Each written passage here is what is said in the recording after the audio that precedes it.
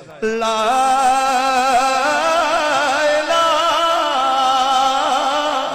الا اللہ لا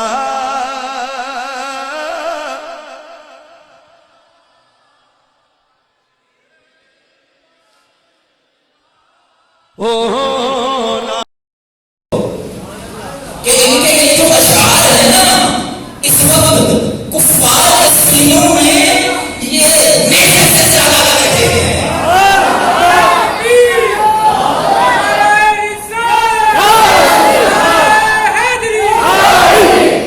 تو نابھانی بہت اچھی چیز ہے اور کنٹینیو رکھنی چاہیے کہ یہ دلوں کو تازہ کرتی ہے، لیکن ہماری کیفیت یہ ہے کہ ہمارے پاس وقت بہت کم ہے.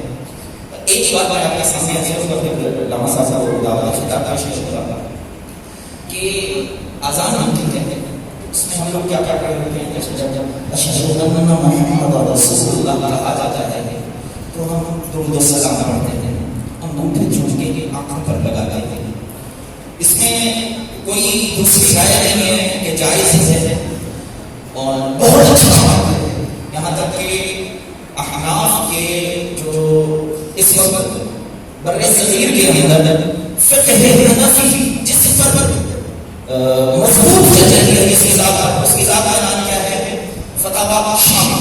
علامہ ابن عابدین شامی نے اس کے بارے میں بڑی خوبصورت بات کی ہے کہ جب پہلی دفعہ یعنی دو دفعہ کہا جاتا ہے نا اشہد ان محمد رسول اللہ، جب پہلی دفعہ کہا جائے تو صلاۃ و سلام پڑھ لیا کرو، جب دوسری دفعہ کہا جائے تو قرۃ عینی بک یا رسول اللہ پڑھ لیا کرو. کیا پڑھ لیا کرو؟ اب لوگ کہتے ہیں یہ کیوں پڑھتے ہو؟ آئے ذرا میں قرآن کی ایک آیت آپ کے سامنے رکھنا چاہتا ہوں. اللہ رب العالمین نے فرمایا جب موسیٰ علیہ السلام دریائے نیل میں بہتے ہوئے فرعون کے نہر کے پاس پہنچے، وہاں لے جایا گیا تو وہ قتل کرنے ان کا تو پلاننگ تھا سارے بچوں کو قتل کرنے کا.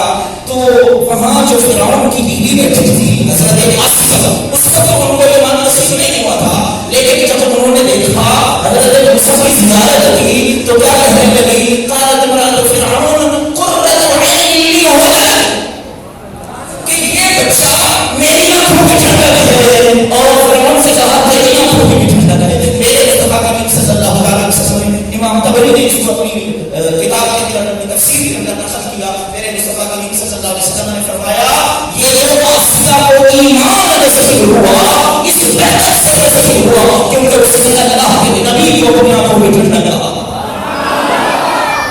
اللہ کے نبی کو اپنی آنکھوں میں ٹھنڈک کہا.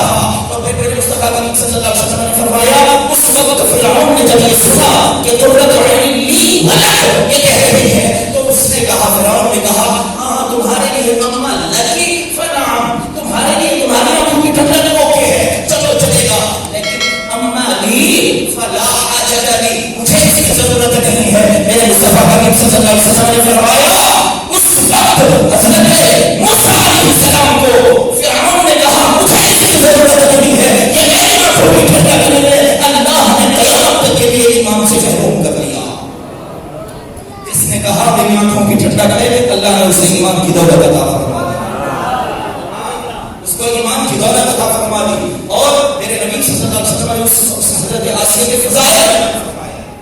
تو آپ بھی میں ایک پوائنٹ یہ دینا چاہتا ہوں، مسئلہ یہ بتانا چاہتا ہوں، اگر کوئی موسیٰ علیہ السلام کو کہے کہ میری آنکھوں کی ٹھنڈک ہے، اللہ اس کو ایمان کی نعمت بھی عطا فرماتا ہے، خاتمہ بھی اس کا ایمان پر ہوتا ہے، اس کے جنتی ہونے کی بشارت میرے مصطفیٰ کو ہے. اگر میرے حضور کو کوئی آنکھوں کی ٹھنڈک ہے اللہ اسے کیا انعام عطا فرمائے. تو پڑھ لیا کرنا قرۃ عین بک یا رسول اللہ. انہی الفاظ کی روشنی میں دعوت خطاب دے کر دینا چاہتا ہوں. فاضل جلیل علی نبی حضرت علامہ مولانا محمد ذیشان صدیقی مدنی دامہ ذکر العالی پاک ان کے سایہ عاطفت کو راز فرمائے. نعرہ تسلیم استقبال کیجیے. نعرہ تکبیر، ایسا نعرہ نہیں چلے گا، غلط آواز.